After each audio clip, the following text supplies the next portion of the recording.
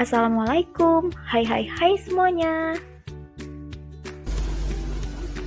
Perkenalkan, kami dari kelompok 2. Pada kesempatan kali ini, kami akan membahas tentang perhitungan biaya variabel alat untuk manajemen. Jadi, biasanya di perusahaan manufaktur itu ada dua pendekatan untuk menetapkan biaya produk dengan tujuan untuk menilai persediaan dan harga pokok penjualan. Yang pertama ada pendekatan biaya penyerapan, dan yang kedua ada biaya variabel. Biasanya, untuk pendekatan biaya penyerapan ini digunakan untuk laporan keuangan eksternal. Sedangkan untuk biaya variabel, biasanya disukai oleh beberapa manajer untuk mengambil keputusan internal.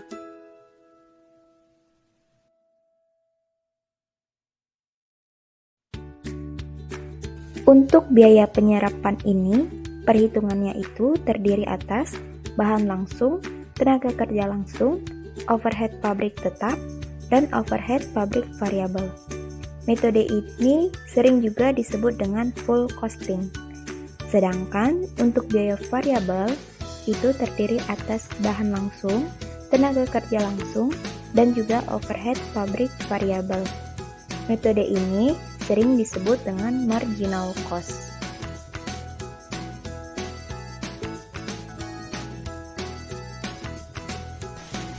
Oke, selanjutnya kita akan membahas perhitungan biaya pokok per unit dengan metode biaya penyerapan dan juga biaya variabel. Diketahui jumlah yang diproduksi dan biaya variabel per unit untuk bahan baku langsung sebesar $2, tenaga kerja langsung sebesar $4, overhead pabrik variabel sebesar $1, beban penjualan dan administrasi sebesar $3. Sedangkan untuk biaya tetap per tahun, di sini ada overhead pabrik tetap sebesar $30.000 dan juga beban penjualan dan administrasi sebesar $10.000. Nah, sekarang yuk kita bahas bagaimana perhitungan mengenai yang pertama, biaya produk per unit dengan perhitungan biaya penyerapan. Yang kedua, biaya produk per unit dengan perhitungan biaya variabel. Biaya penyerapan dan biaya variabel ini berbeda, jadi bahwa untuk perhitungan biaya penyerapan yaitu dihitung dengan overhead pabrik tetapnya. Sedangkan untuk biaya variabel tidak dihitung overhead pabrik tetapnya.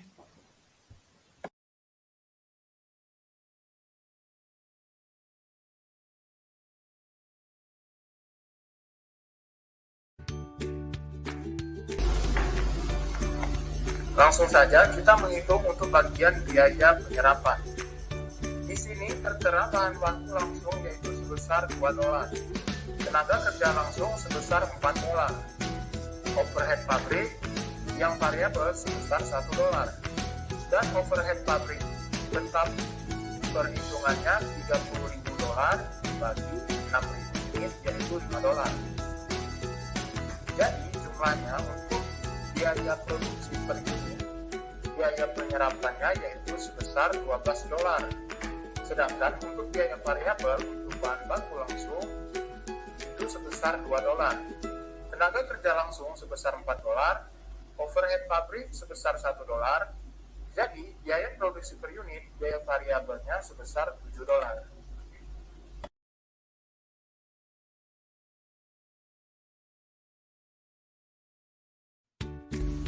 Selanjutnya, di sini kita akan membahas perbandingan laporan laba rugi dengan perhitungan biaya penyerapan dan biaya variabel.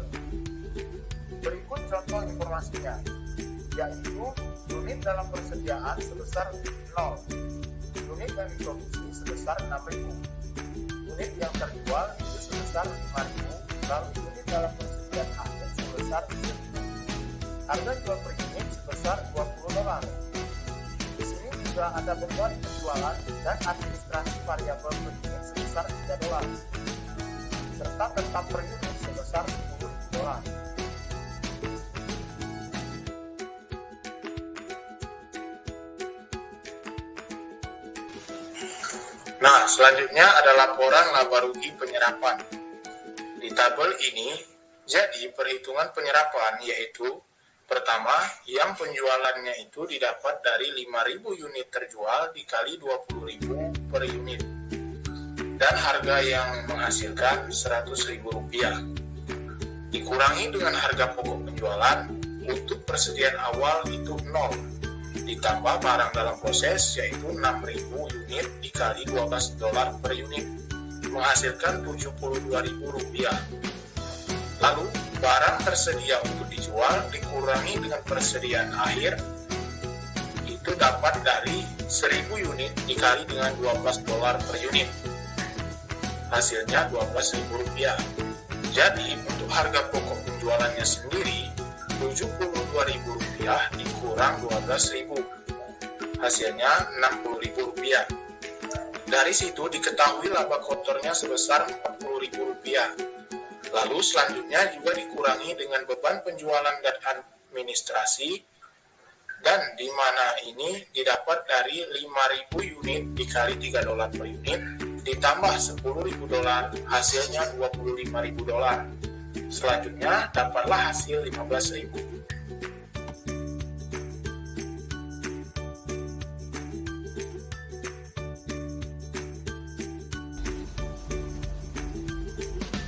Laporan laba rugi jika kita menggunakan biaya variabel, jadi perhitungannya itu untuk penjualan sama 5.000 dikali $20 per unit menghasilkan 100.000. Dikurangi dengan harga pokok penjualan, dan di sini persediaan awalnya ditambah dengan barang-barang dalam proses yaitu 6.000 dikali $7 per unit, yaitu menghasilkan 42.000. Untuk nilai $7 dan $12 tadi itu masih berhubungan dengan perhitungan yang sebelumnya. Nah, sekarang barang tersedia untuk dijual dikurangi dengan persediaan akhir, itu 1.000 unit dikali $7 menghasilkan 7.000. Untuk harga pokok penjualan variabelnya sendiri menghasilkan 35.000. Untuk beban penjualan dan administrasi di sini 5.000 dikali $3 per unit sama dengan 15.000. Lalu untuk margin kontribusinya itu sebesar 5.000. Itu didapat dari 35.000 ditambah 15.000. Lalu selanjutnya untuk margin kontribusinya itu 100.000 itu dikurang dengan 50.000.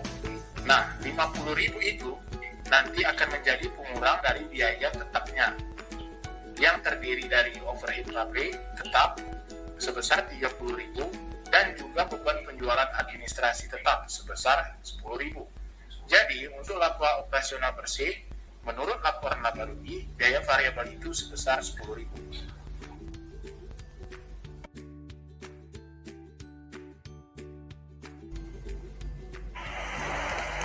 Di sini terdapat 3 hubungan antara produksi dan penjualan, yaitu produksi sama dengan penjualan, produksi lebih besar daripada penjualan, dan yang terakhir produksi lebih kecil daripada penjualan.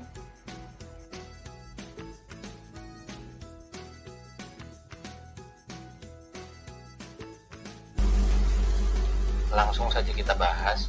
Jadi jika yang pertama itu ada produksi sama dengan penjualan, maka hal tersebut tidak memiliki akibat apapun terhadap persediaan.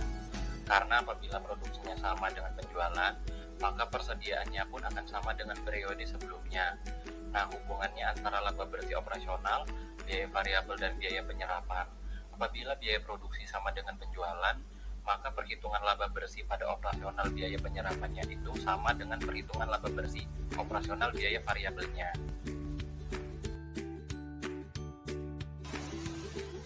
Lalu untuk hubungannya yang kedua, yaitu produksi lebih besar daripada penjualan. Nah, jika kondisinya terjadi seperti itu, akibatnya pada persediaannya, jika produksi itu lebih besar, maka bagian persediaan pun akan meningkatkan persediaannya untuk menutupi kenaikan produksi tersebut. Perhitungan laba operasional biaya penyerapan itu lebih besar dibandingkan perhitungan laba bersih operasional biaya variabel. Lalu kenapa sih biaya penyerapan itu bisa lebih besar? Hal itu terjadi karena jika menggunakan perhitungan laba bersih operasional biaya penyerapan, maka biaya overhead pabriknya itu ditanggungkan ke dalam persediaan. Jadi, BOP-nya itu tidak masuk ke dalam persediaan.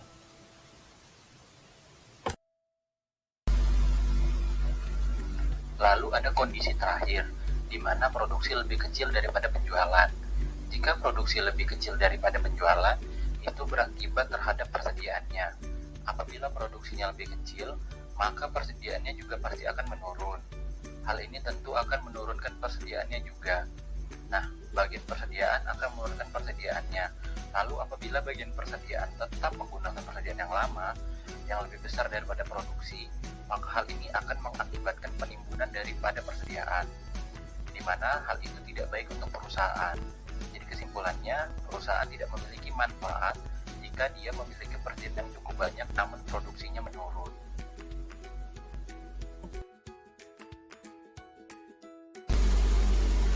Selanjutnya, itu mengenai pengaruh perubahan produksi terhadap laba bersih operasional. Untuk biaya penyerapan, apapun perubahannya, pasti di dalam pihak penyerapan ini akan memiliki pengaruh atau terpengaruh satu sama lain. Berbeda dengan biaya variabel, walaupun ada perubahan kecil terhadap produksi, dia tidak terpengaruh apa-apa dan tidak berpengaruh terhadap perubahan produksi.